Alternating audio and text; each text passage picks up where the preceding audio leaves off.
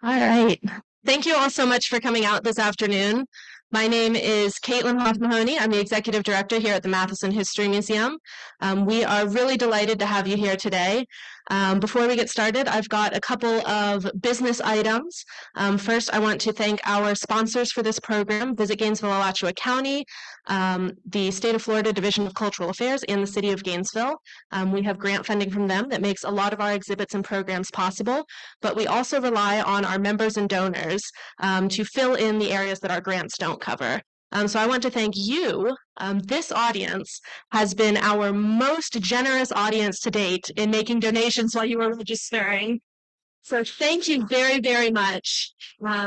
We would not be able to continue the work that we do here at the Matheson without our members and donors, and that includes you all. But if you would like to become a member as well, we have Willett back here at the table. Would love to help you with that. And that is also if you would like to buy one of the books. We have those available today as well. There is a discount if you're a member of the museum. All right, that's the end of my sales pitch. But I also wanted to let you know, I'm sure some of you have found already, that we do have a reception in the gallery through the double doors. So there are snacks and refreshments available for after the presentation. And then when we have the Q&A section of the presentation, we are live streaming this on Zoom. So in order to make sure that the people on Zoom can hear any, stories or questions that you all are asking, I will have a second microphone here at the front. So anybody who would like to share something can use that microphone so that we can be sure that even the people who aren't here in person are able to know what's going on. So without further ado, we are welcoming today Rose Norman, who has a wonderful bio in your program. So I'm not going to read all of it, but she is a retired college professor who taught English at the University of Alabama in Huntsville for 27 years. And her work as general editor of the Southern Lesbian Feminist Activist Herstory Project led her to over 10 years research on the Pagoda Residential Community and Cultural Center. During that time, she's interviewed over 100 lesbian feminist activists and co-edited 6 special issues of Sinister Wisdom. So with that, I'm going to turn it over to Rose and hear what she has to share with us today. So again, thank you, and Rose?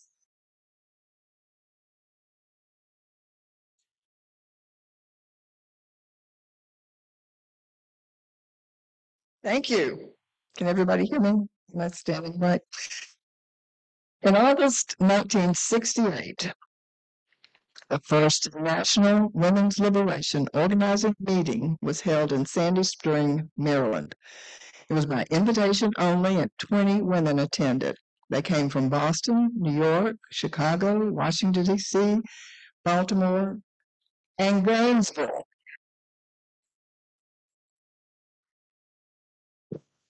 And that is a quote. That's how I opened this book, the first of that series of special issues that Caitlin just mentioned from the Southern Lesbian Feminist Activist Herstory Project.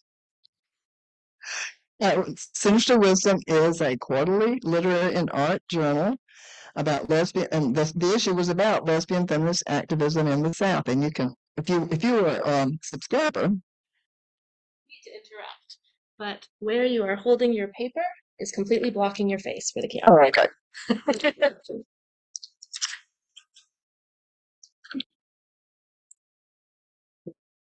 If you were a subscriber to Sinister Wisdom, you got a copy of the Pagoda book in your subscription.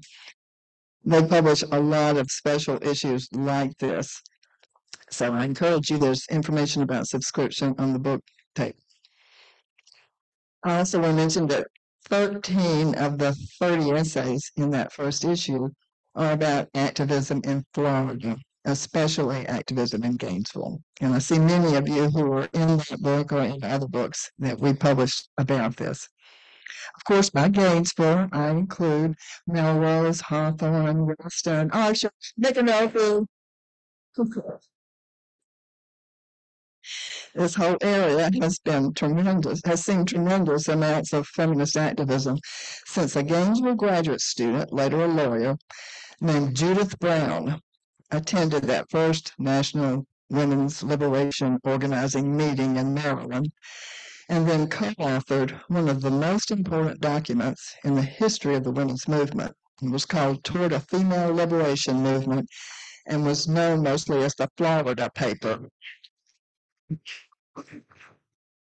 First published in 1970 and republished many times thereafter.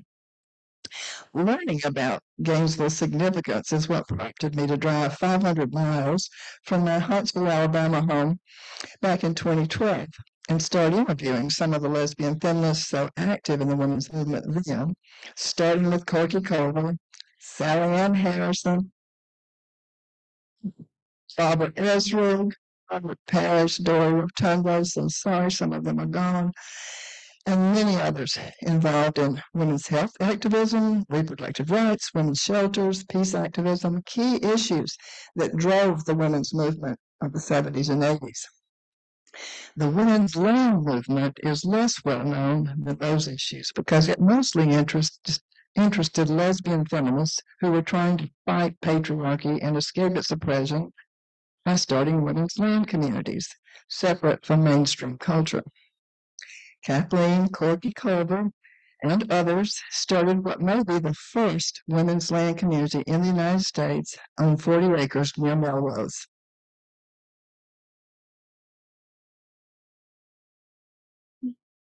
And they are still active, and the group was 50 years old in 2022. The Pagoda residential community in St. Augustine was part of that women's land movement.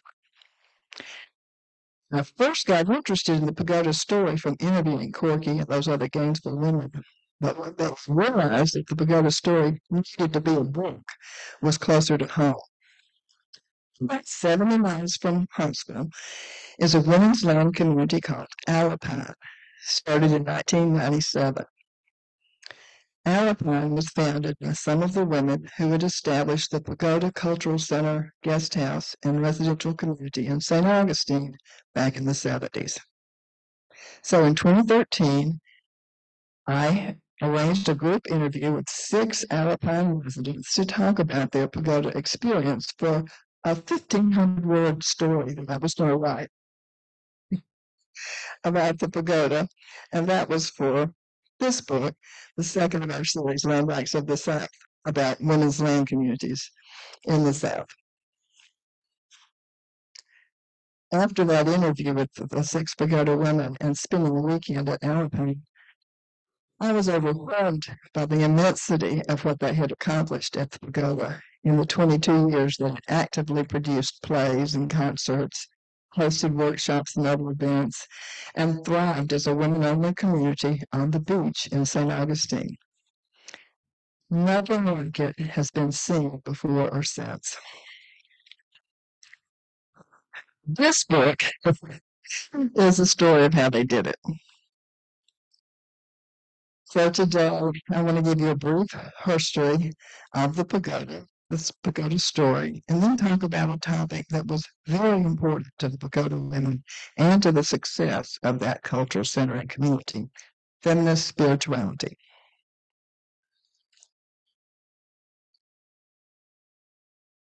The Pagoda Motel, St. Augustine in the 70s, that's a postcard. That big building on the right side became the Pagoda Cultural Center and Guest House. And this is an aerial view showing that the Cultural Center, which is in the middle, let me see, I can pull it. That's the Cultural Center in the 70s. Was surrounded by 12 tiny custom-built cottages and a duplex. By 1988, all of that, including 3 of the beachfront lots, were owned by lesbians. The city of cottages, this one right here, there are 4 lots. And this one was the one that the Pagoda women started with. The parents, after they bought those 4 cottages, and they had to lease this, they couldn't afford it. I keep forgetting to mention, these are not wealthy women who have money to throw around. They had to dig up the $1,000 each of down payments and then go in on mortgages. Some of them were as many as 9 people on an owner finance mortgage, and there were 4 different mortgages. So they went on the first one on one mortgage, and then just a few months later, the second row, so I can make that work. That 4, that whole lot came up for sale, starting at the beachfront part, which was the only part that was really worth anything. And this is a duplex, 2 stories, and then there's 4 little cottages. All that came up for sale. Notice how close to the beach they are. You can see the water, nothing between them or around them. And they're also close to the coastal highway, which is right here. It's A1A. And they're only a drawbridge away from St. Augustine, just outside the city limits. But they didn't start as a women's land group looking for land. I'll read you what we have to say that it's below. The story begins with a feminist dance theater troupe called Terpsichore, named after the muse of dance. Terpsichore was 2 lesbian couples living in St. Augustine and touring Florida with original shows like Knotty, in which they enter through a giant vagina, combining dance, mime, theater to celebrate women. Morgan McDicker, who's shown here, was a belly dancer. Rena Carney was an actor and speech pathologist. Kathleen Clementson, a visual artist, and Suzanne Susie Chance, a social worker. They found the beach cottages that had been a seaside motel, the Pagoda, and began the process of transforming them into the base for a cultural center operating out of the 2-story house that had been the owner's home, built over a 3-car garage. The Pagoda story is one long series of amazing synchronicities, happy chances, and friendship, bound up with a love of art, music, dance, theater, and one another. The mixture of romance, spirituality, and feminist politics spurred these women running the Pagoda to rapid growth over the next 22 years as a succession of women found the Pagoda, saw its potential, and contributed to the growth.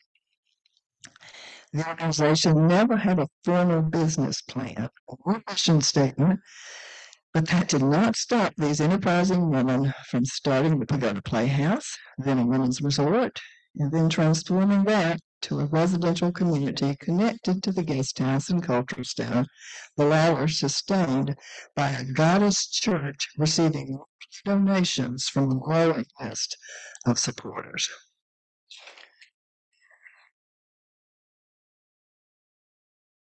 So they remodeled that ground floor garage as a 50-seat theater and started producing feminist plays, variety shows, concerts, as well as scripted ritual theaters you see here. That's Morgan was seated and below standing.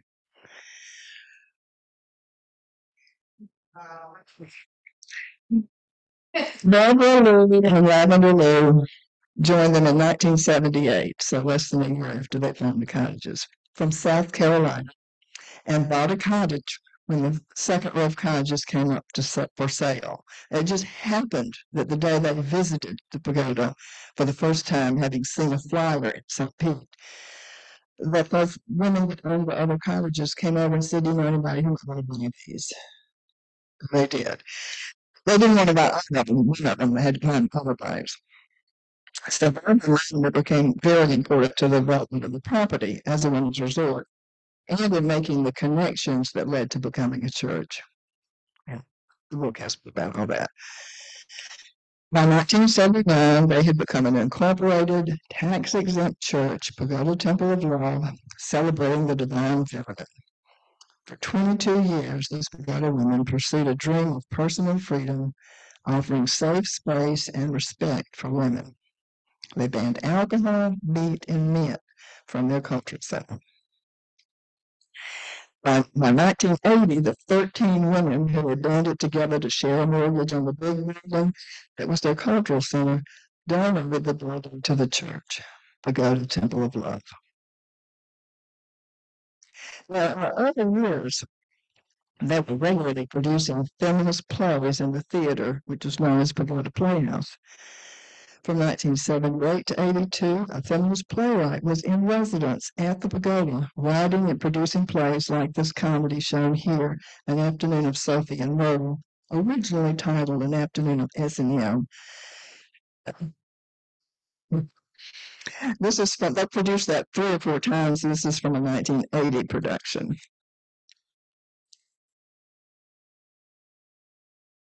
This is Cinderella and A Rose is a Rose Has a Rose were 2 other popular plays during that time. This is Cinderella produced in summer 80 and Rose is a Rose Has a Rose in 82. That was the last play produced for a long time because the feminist playwright moved away. Pagoda residents had the lead in both of those. On the left, Emily Green plays Prince Charming to a feisty Cinderella played by Morgana McVicker. Emily took most of the pictures in this slideshow. She has over 500 pictures and 20 videos taken at the Pagoda. Of course, Morgana was the founder of the Pagoda. On the right, Doyle of Tundale, an architect and longtime Melrose resident, is playing Alice B. Toklas to Gertrude Steiner, played by another resident, Olivia, who was a counseling therapist and minister. Now, the Pagoda became best known for women's music concerts. In 1979, I discovered they produced 19 concerts on that little stage. For the grand opening, the Berkeley Women's Music Collective drove all the way from California. And they brought a cottage. And one of them, that's Nancy Vogel, the singer, the guitar, kept that cottage for 10 years and then sold it to Miriam Fougere, that joined us, and Miriam is here today. The band is remembered as the first out lesbian band. Solo musician Alex Dobkin performed regularly at the Pagoda and was also a dues-paying supporter. Alex and her then partner bought the first Pagoda guest book for the attic. There are now 3 guest books full of notes, pictures, poems, and songs by guests that have survived and are archived at the University of Florida, with more than 5 boxes of Pagoda newsletters, financial records, deeds, letters from supporters, and other memorabilia. This is not the only book that can be written. Several more graduate students pay heed. The door behind Alex leads to the cave, a dressing room that also went down as sleep space. And many local musicians fill their stage too. There's Jane Yu of the 90s, and on the right you see the flyer for Medusa Music, which was Pandora Light Moon in the audience, and Flash Silver Moon. They played for the grand opening in 1977. The book has a timeline of concerts produced at the Pagoda from 77 to 99, where you will find other Gainesville musicians like Abby Bogomolny, who is here today, Linda Wilson, known as Rockstar, and Heather Vick. And here's Flash. This is a still from a video of Flash performing at the Pagoda. She was singing a song called Dancing with a Snake, and we have a video of Morgana dancing to it. And sometimes the audience got in on the act. This is another still. This is Rose Bernardo on the left, who is here today, talking to the performer, Lynn Thomas, and doing some shenanigans on New Year's Eve, 1994. Emily Green videotaped many Pagoda parties and concerts in the 1990s and has compiled many of these photos and video clips as a documentary record. The Lesbian Home Movie Project, lesbianhomemovieproject.org, has digitized them and has recently formed an arrangement with Harvard University to archive all of them, or movies that they've been collecting for a number of years. Thank you, Sharon Thompson. And Shirley Lassiter, who is on the board now of that Good. Now, this slide takes us back to 1980, when the women who had been renting cottages by the night and week as a women's resort were burned out, and they were looking for a new business model. So they decided to focus more on building a women's residential community. So they decided no more short-term cottage rentals. They would find long-term women tenants, preferably owners. The resort became a retreat, and you can see that the language called a spiritual cultural center and retreat guest house. They don't use that word resort. This drawing, by the way, is by Raymond Williams, Williams, which is also used as the cover for the book, Colorado. The cultural center, which had been rented only to Pagoda staff, which might be a playwright or a carpenter or a house cleaner, it now began to develop as a guest house for supporters. And those supporters were pledged $10 to $20 a month to the Temple of the Roof, which made them eligible to stay at the cultural center free for a very long length of time, which changed all the time.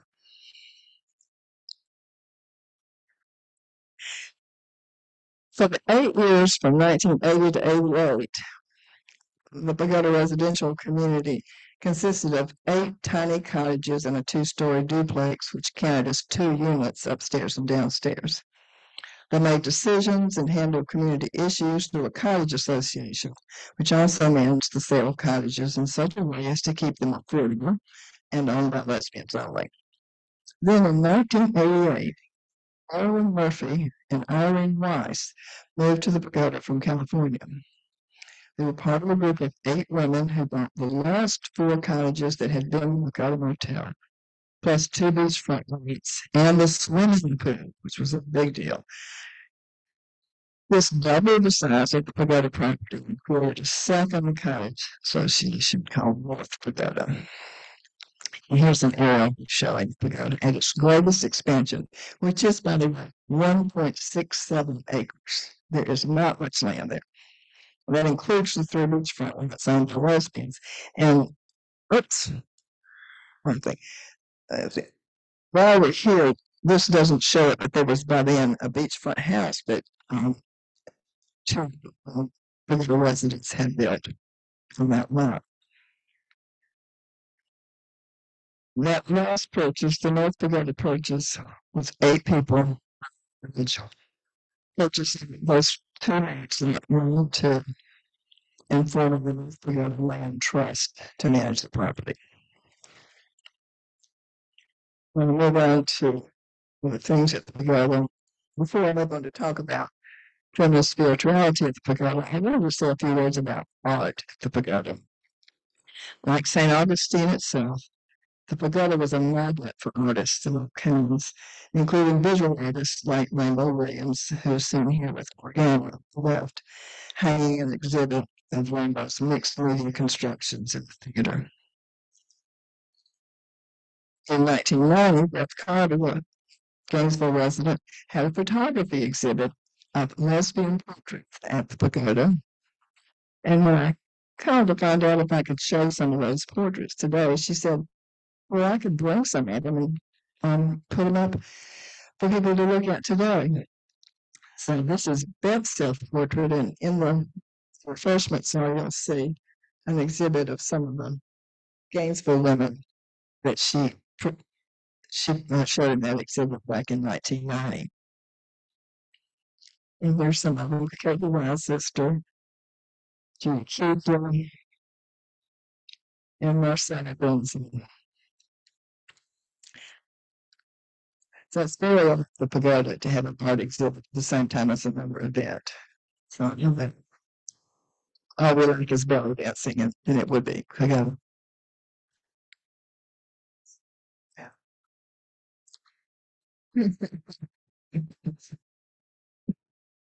That's a different picture. What's in the book?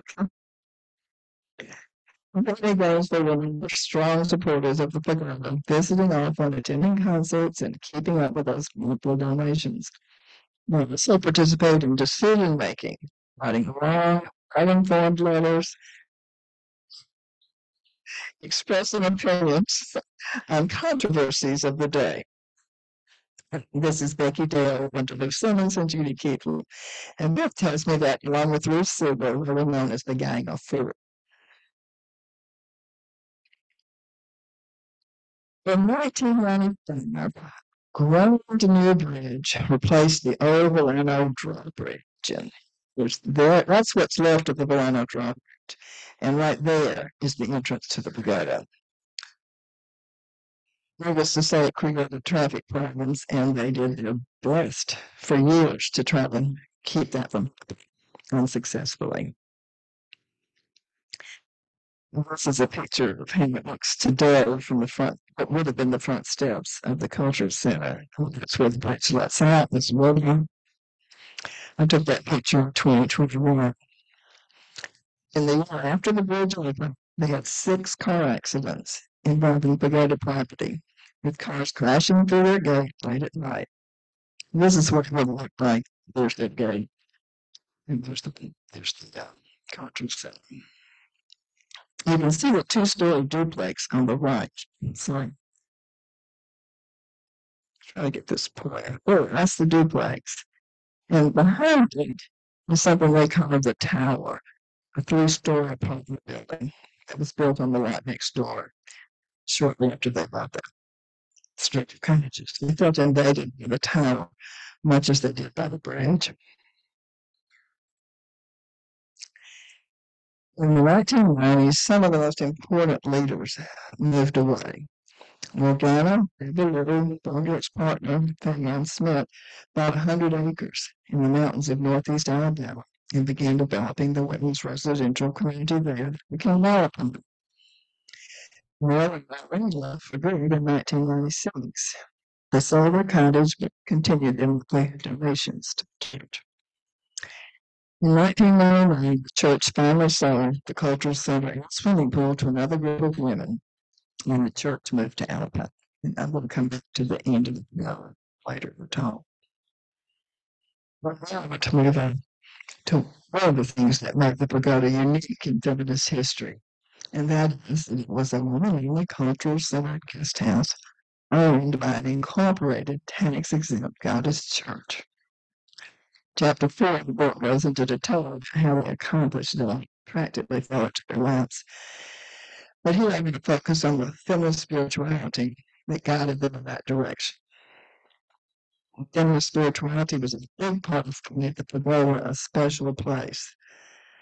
Nationwide interest in feminist spirituality came around at the same time as the women's liberation movement. And I'll read from the book here.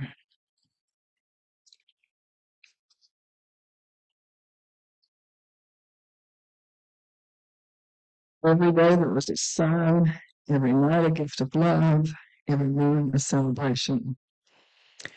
With those channeled words on their letterhead, the Pagoda community embraced feminist spirituality, ancient true goddess religion.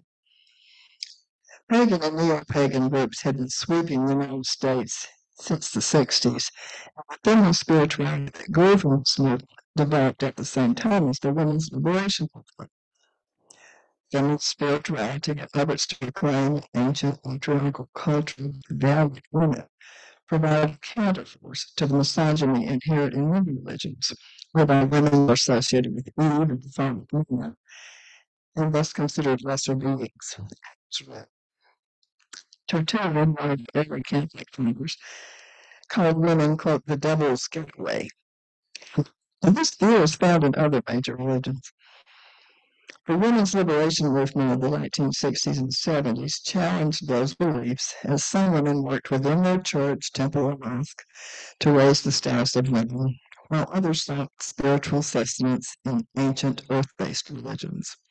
By the 70s, Z. Budapest was being recognized as a founder of the feminist spirituality movement in the United States. In 1971, she started the Susan B. Anthony Coven, usually regarded as the first woman-only coven in the United States. She was reading tarot cards at her small shop in Venice, California in February of '75 when she was the subject of a police sting. While she did not seek to be arrested, she did strenuously seek legal redress and got her conviction for fortune telling reversed 9 years later by the California Supreme Court on the grounds of freedom of religion. The first step in that direction occurred the same month as her arrest, when she applied for official recognition of the Sisterhood of Wicca as a church. This became, quote, the first incorporated feminist religion in 10,000 years. And the church that became Pagoda Temple of Love was the second.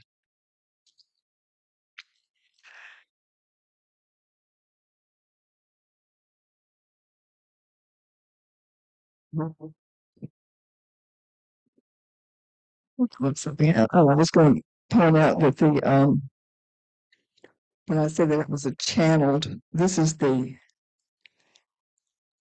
automatic writing from one of the people who was renting a Pagoda cottage when they first bought it.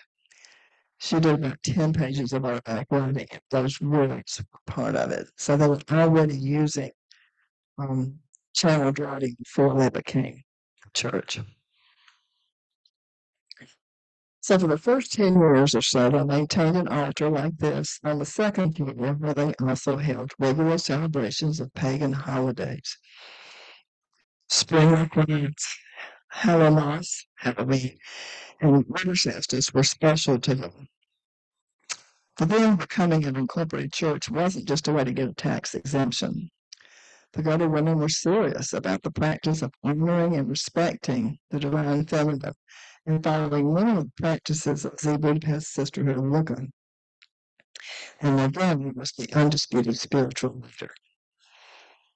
And here's a passage about Organa's background in women's spirituality.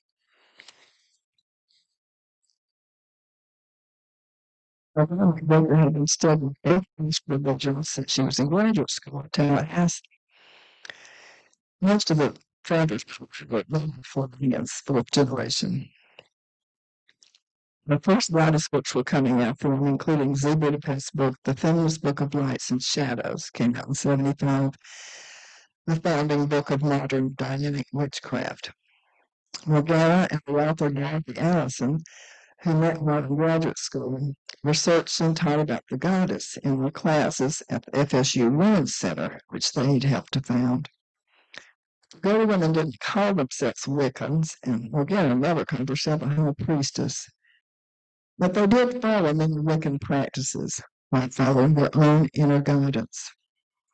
Morgana had been doing tarot readings and spiritual circles for years when it was Lavender who discovered the Mother Church, an incorporated feminist church that a national organization for women leader named Tony Head had incorporated in Florida in 76. That's the year before the Pagoda started. Lavender contacted Tony Head, and the next thing you know, she turned it over to the Pagoda women. So that's how they became an incorporated church. As I said, they regularly gathered for rituals at pagan holidays, and they especially liked to celebrate spring equinox because it was Morgana's favorite. She often produced scripted rituals in March, drawing on the myth of Demeter and Persephone as interpreted by scholars. They also love planning crowning rituals, honoring older women and respecting aging. And they began setting aside time at Halloween or winter solstice for crowning women, usually around their 50th birthday. This is Ellen Spangler and Rose DiBernardo, who you also saw in 19 with Ben Thomas. They were turning 50 in 1983.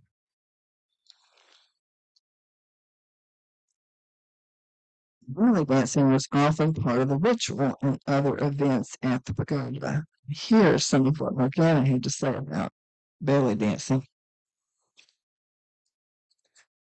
For Morgana, feminist spirituality and ritual were closely tied to belly dancing. Mythological stories powerfully influenced her dance, especially the story of Persephone and Demeter as interpreted by the feminist scholar Charlotte Spratnak in Lost Goddesses of Early Greece.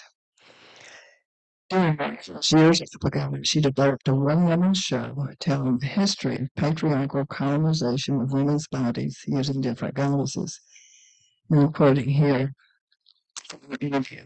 Each dance with different masks and costumes expressed a different goddess dancing through the history of its allegiance, Gaia, to its subjugation, Hecate, to its rebirth, Kalima, and finally its liberation, Diana. Her study of belly dancing's pre-patriarchal origins as a dance of birth informed her practice.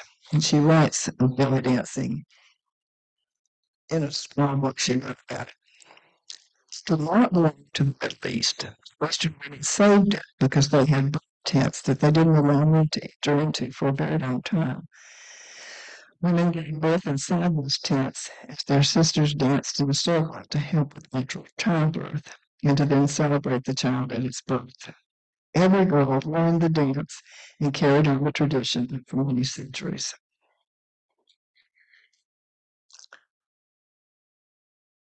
Feminist spirituality connected strongly with music for many of the musicians who performed at the Pagoda. Flash Silverman considered herself the Pagoda house band.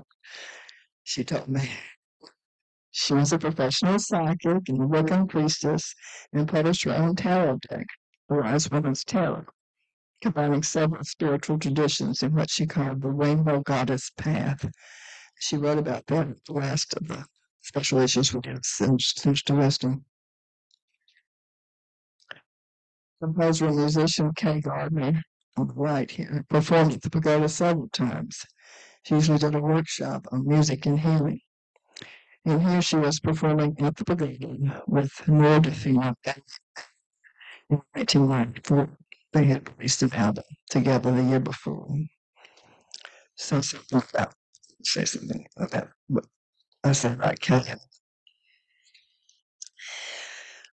One of the most well-known lesbian musicians who performed at the Pagoda was Kay Gardner. A legend in lesbian feminist circles, Kay was a talented flutist and composer, often performed at women's music festivals. All of her music is spiritual, and her oratorio, Seasons of Life, celebrates the seasons of a woman's life through the Wiccan calendar, from birth, winter solstice, to death and rebirth, Samhain. Margaret had Kay from the years, often dancing to Kay's flute at women's festivals and touring with her at least once. Kay's performances at the Pagoda were memorable. She would plan to stay for a week and do a workshop on the concert weekend. Women in Power in Music was the title of the workshop she did. Rainbow Williams, a Pagoda resident, also had a band, the Almost Autograph String Band, which played a mix of old-time music and spiritual music. Her song, I Am a Chap. And not Emily Green Rainbow had a video of her playing that song, which I'm trying to find. I have in this picture, she's at the altar that they built in Persephone's garden, a vacant lot next to the culture center, where they often gathered for picnics. Time for other residents, she may have a band and a choral group singing women-centered spiritual and pagan songs. They performed at the Pagoda often in the 90s. Here they're performing for the 20th birthday. June Millington. This is a picture of her performing in the 70s. No, this is a picture of her performing in the 70s when she was the lead guitar for the woman band Finity, which has a great PBS documentary, The Right to Rock. She also performed at the Pagoda. One of the best expressions that I found of the spiritual power of the Pagoda comes from my interview with Filipino-American musician June Millington. In the 80s and 90s, after she left Candy, she performed at the Pagoda several times, and here's what she has to say about that. Pagoda was really a lodestar for me because it was private, set away like a jewel or a gift. The fact that it was not so well known was really fabulous because I could just be there. And every time I went there, I felt like a seed had been planted in the ground and I could just hang out and not only watch it grow, but be a big part of its growth. It was fantastic. I would go into this sacred space within a sacred space within the larger women's music. This was a deep, deep, deep inner place. That's how I experienced it. It was like being in the center of a conch shell. You could hear the echoes resounding from all of time if you just listened. You could hear it, you could feel it, you could read it. I mean it literally. When I say I felt like I was a seed who was replanted every time I went there and got to grow and was nourished, it's not a metaphor.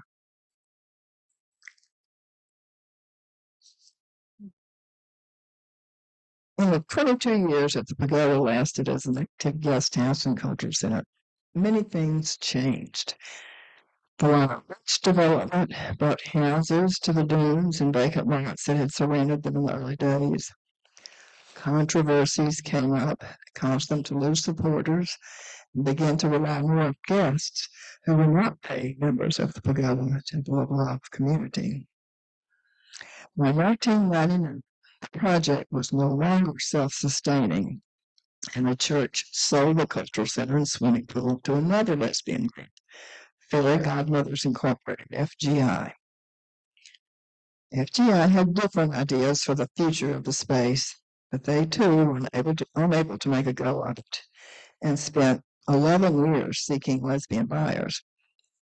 Finally, in 2016, they sold the cultural center and swimming pool to a man who remodeled the property as a vacation rental beach break. Last time I looked, Verbal advertised it for $3.50 a night, 4 night minimum. The cottages are still there. The 4 North Pagoda cottages are mostly vacation rentals, only one of them owned by lesbians. The original 8 cottages, old Pagoda, are there too, most of them still owned and occupied by lesbians who remember the way things. Well, I don't want to end with that. I'd like to end with a chapter from Living in Community, Chapter 11. The question is not so much why it came to an end as how on earth it lasted as long as it did. And one reason is that women really did have a lot of fun at the Pagoda. And this is Barbara and Lavender clowning for Nancy Bowritter, who took that picture and made a postcard that they sold in gift shops all over St. Augustine. There was a playful energy alongside the feminist fervor and a great joy in planning celebrations. They planned 10 days of events for the 10th birthday celebration. One highlight was a pet parade with the neighborhood dogs wearing T-shirts. When they weren't making policy or dealing with financial or emotional crises, the women were having a really good time. And that was all about being with women and having a culture center at the beach. For many years, that old building was an oasis in a world that did not provide many spaces where, as one woman put it, quote, the whole spirit of women was re-entered, spiritually, physically, emotionally. Women grew and found feminism and self-empowerment. The spiritual component, bound up in the separatism, made it safe for growth. Women came for the beach and the concerts. They stayed for the community.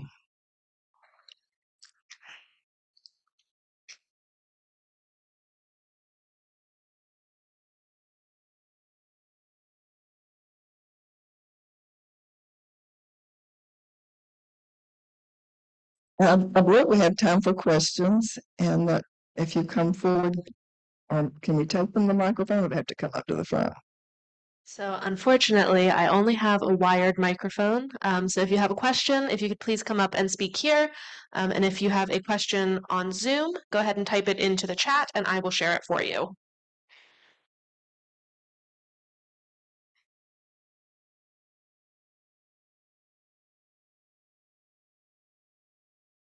I just want to acknowledge that Pandora is here.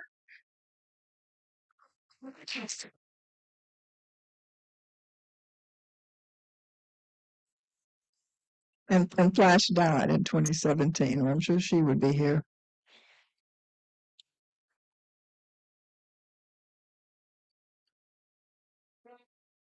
Let's stand up.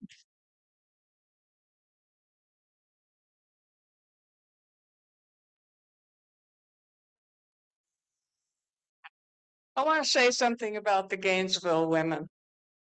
I want to say that the lesbians who came from Gainesville challenged us, raised our consciousness, and did things like say, we had one, it was probably a group, who said, "You're not recycling?" It's 1980. "You set up pails, we will haul it back to Gainesville." And they did. And it was just everything like that, whether it was anti-racist work or it was other kinds of consciousness work or it was accessibility issues. They were constantly, not constantly, but they were helpful in really challenging us. And I always thought that was a wonderful, wonderful thing. So I want to say, especially to the ones who are here, it's just my heart is just breaking a lot with love for everybody who's here. So thank you so much for what you did to support us and also to challenge us.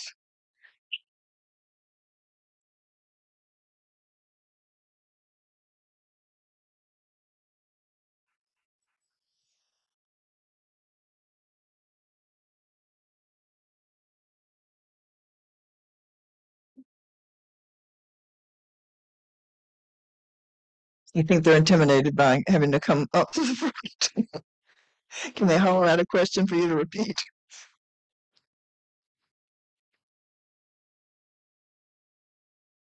By Emily stuff. Oh, The question is, where are the archives that you mentioned? well, there's several sets of archives. The documentary archive is at the University of Florida. That's the people at Alpine who unearthed enormous quantities of documentary evidence that is at the University of Florida. But the videos, the 20 Pagoda videos, and I don't know how many more. She didn't just video Pagoda.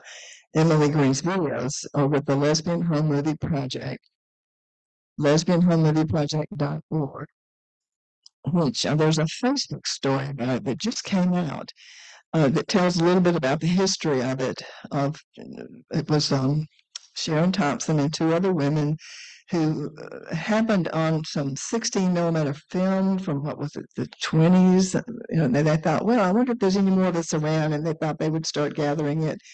And then, of course, you know what happened with film. We can video, and then everybody has a phone that they can videotape. So then now they have a ton of material. But they had an arrangement with a company that did professional digitization of it. And so Emily donated all of that to them. And now Harvard, they have an arrangement with Harvard. The last thing has been signed, and it will be archived in perpetuity through the Schlesinger Center at Harvard, Schlesinger Library. Tell them about Other library. I just wanted to point out, thank you for mentioning the archive, and thank you, Barbara, for your generous donation of materials. I'm always looking for ways to build that archive. If you have pieces of paper, if you have a contract from renting a Pagoda room or something like that, please grab my business card afterwards and get that information to me. We have hungry graduate students. We have undergraduate students who are very interested in the lesbian land movement and everything about the Pagoda. So we also have some materials that Rainbow Williams bequeathed to us. So we're very delighted to have those and looking to build that collection. that's Flor Turcott speaking. The Smathers Library. We have a question from someone online. Do you by any chance know the year that the picture was taken of the complex? There's a car, a van, and a camper parked in 3 of the parking spaces.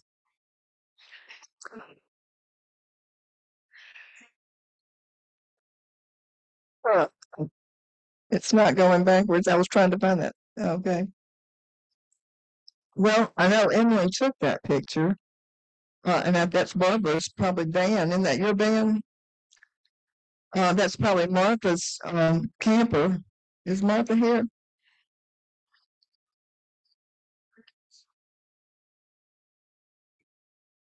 Someone in the audience says they think this is Morgana's car. And one thing you can see in this picture, I think that right there, it's not pointing right. That right there, I think, is the old drawbridge. So you can see, and there's a house across the street from them then, So just imagine suddenly you've got a bridge where that house is.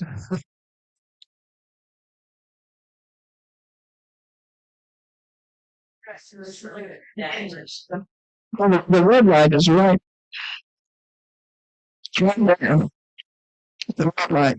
And, if it was green in the middle of the night and somebody's drunk, especially, zoom right into the pagoda. You're supposed to turn left or right. So one of the things they accomplished was to get them to set it for red between 6 o'clock and 8 a.m. or something, so that at least they'd have to stop and notice that they needed to turn.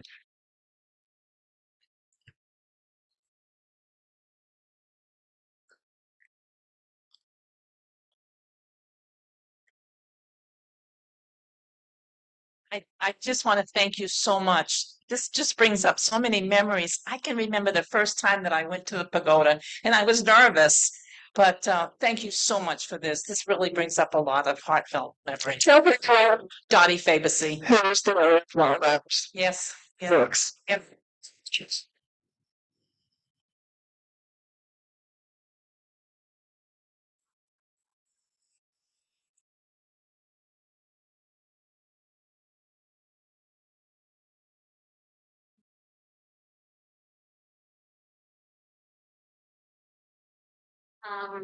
I'm sure Yes. some of us know, but for those of us who don't, could you explain what automatic writing is? I'm going to Barbara to explain that. What was automatic writing? You go into a trance, I guess. Is that right?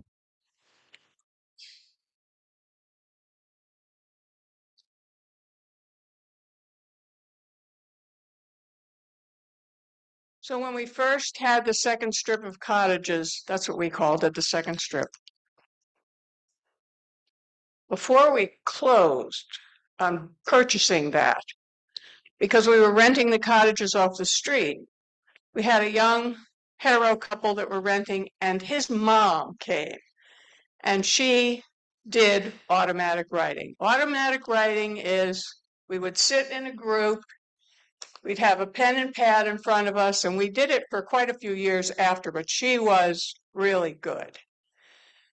And I don't really remember the process of opening up, but just get centered and put your hand on the paper with the pen in it and just let it go.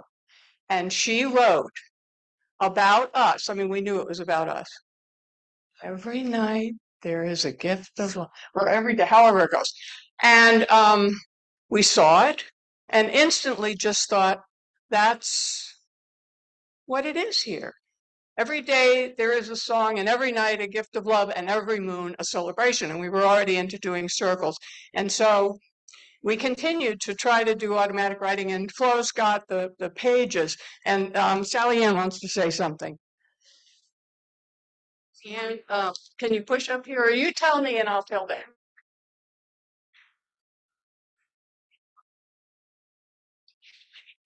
What I did now came on was a sign for May, and she came down every year again, and she put the print, and she did video here. And she said, there's a change in the birthdays. Yeah, Kay Mora, who eventually lived in the house that was built right in front of what was the second strip of cottages. She would have lived right here looking down that way. She and Jean. So we were doing automatic writing. We were getting together. We tried to get pregnant together parthenogenically. We were doing, we did exercises where we would sit someone on a chair, and she's easy to lift. We can lift her. And I still use this process. You got to say it 10 times. It's easy to unscrew. I can turn it. It's easy. And we would lift people up. And finally, we did as much as we could on our own. And I said, we need a professional. We need a teacher. And so I went to a psychic fair, and there was Kay in a motel. You know, you would bring psychometrics, you would bring a piece of jewelry and she would read something off it. And so we said, we need you. Will you come and teach us classes? And so she came, and then for years, we took classes from Kay, guided meditations and earth change. She talked about earth changes. That's one of the reasons we went to Alabama. We were concerned that the sea was going to rise. Yeah, she. Yeah, and then there would be more game. Right, it was going to be dramatic. She was prophetic. She knew about coming down hard. And because said, well, if they come, we'll just be attracted to other places. And we'll get over to Alabama. Then I went to Alabama because the earth changes were coming. Right. And Kay did classes for years. Anybody else want this? Anybody who took a class?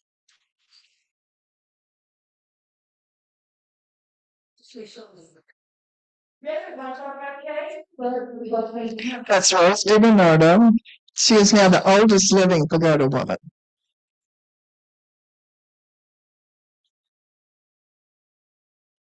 If you never met Kay or knew her, but she was an exceptional person as well as a psychic. That's good. Hold it up to your mouth. Yeah, but it's wobbly.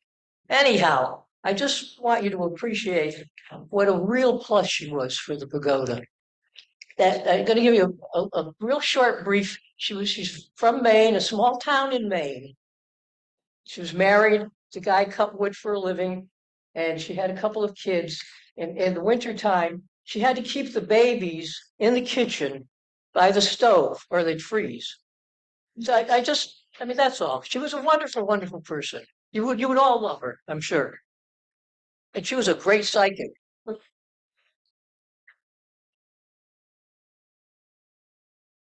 And I just want to say to all of the pagoda women who are here, how much all of the Gainesville women loved coming there. And thank you all for your, open and loving way that you just went Gainesville. I mean, always there's a lot of us here who went there often and had a lot of fun, sex and food and time and commitment and energy, and thank you all for making it.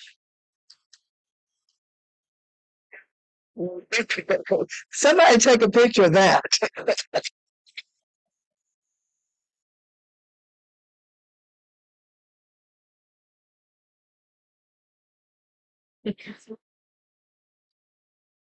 I counted, they had 11 lists of, they would call them college eligibility lists, and there are 11 of them over the years where they were keeping up with who was paying dues and whether they were up with their dues.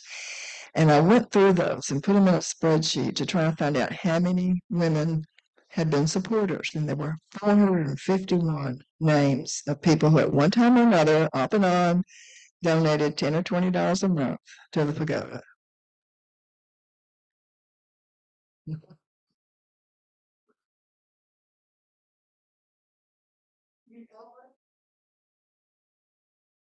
We need to put that on a microphone. Okay.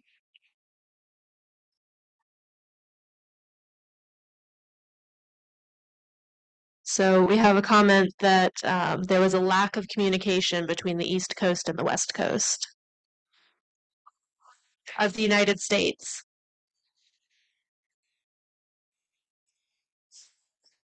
What's amazing is how Barbara and Lavender found out about it, St. Pete, and then went to St. Augustine. And then there were some people from Miami who found out about it. They knew Flash and drove all the way from Miami to an opening night. It was amazing the networking that went on.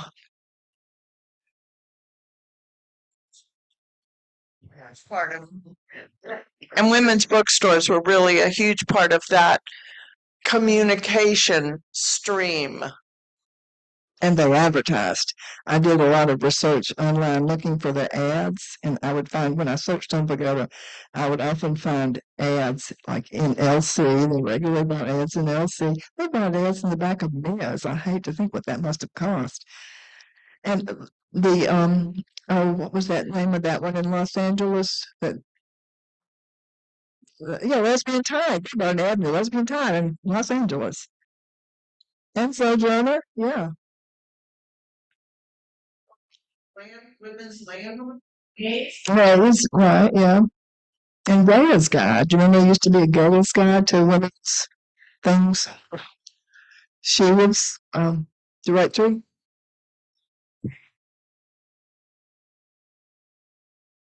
We'd like to hear what kind of story?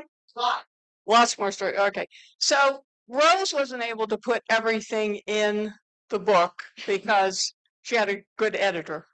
And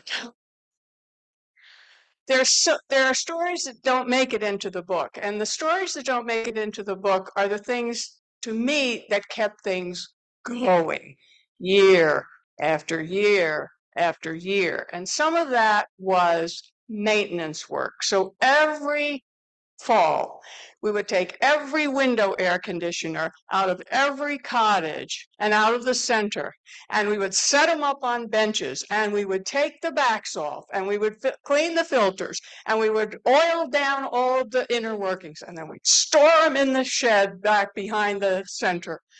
And this was and then in the spring we had to reverse the whole process and get them in the window and get them so that they were caulked all around, so that, okay, so that was one thing. The other thing was the annual raffle. So every year, and it changed over time how we did it. When I was in college, I had worked in the mimeograph. Okay, what's a mimeograph?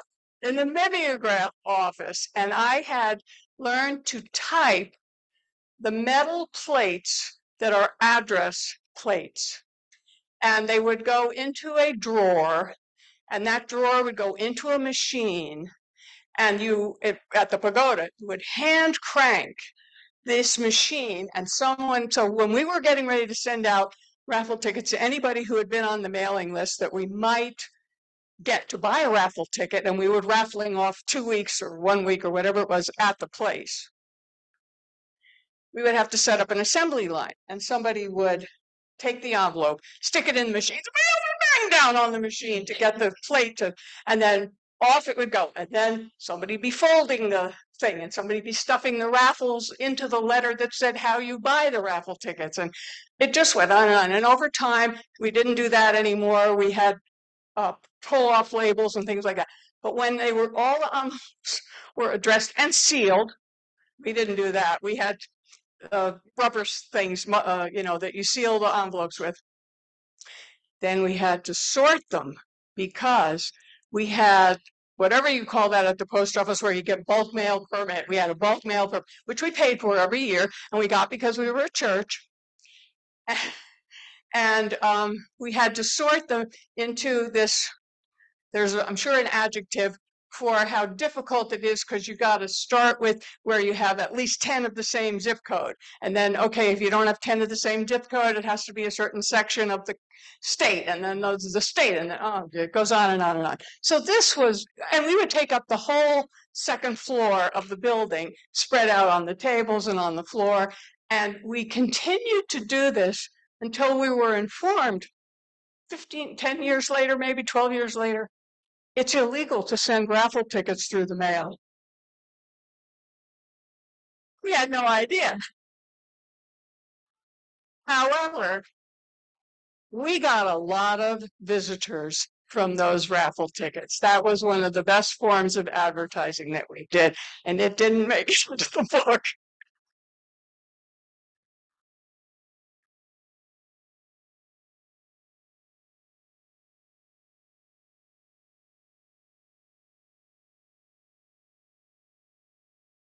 Great. Well, I think that's a good place to put a pause, at least on the official presentation. But please enjoy the refreshments. And we have the books for sale in the back corner, and we'll have book sales, or excuse me, book signing here at the front. There's also copies of Celebrate Women 2020, which is a really wonderful resource. I know it says 2020, but it's still good. So there are copies of those on the back table as well.